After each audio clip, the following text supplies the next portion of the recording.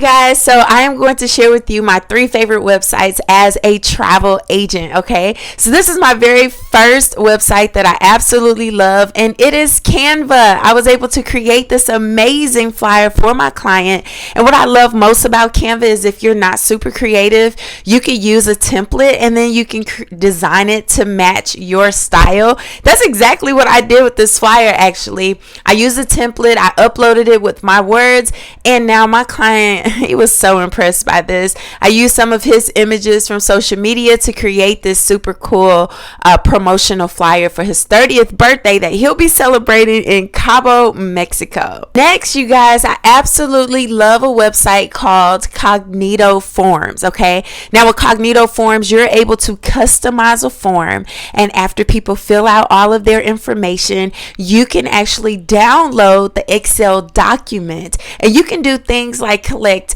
pictures of passports.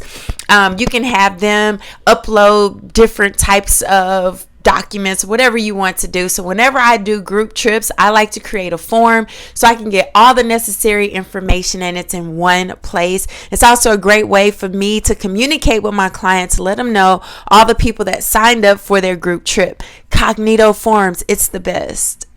Now, my third favorite website as a travel agent is Mailmunch.com, you guys. And what I love about Mailmunch is it's a simple way to create a landing page, and you're able to customize it however you want. And just like Canva, they have templates, okay? Cognito Forms have templates as well. So this is a landing page that I custom designed for my client. And as you can see, just a little bit of the flyer that I created in Canva, I added it on there. I have the information for his trip, and what happens is you put in your name and your email, and on the next page you will get the Cognito form to complete the information. Now, why I love this is that this allows me to automate information that I am sending out to his groups. So when they get on this email list, you guys, I get a chance to update them when payments are due because they have payment plans.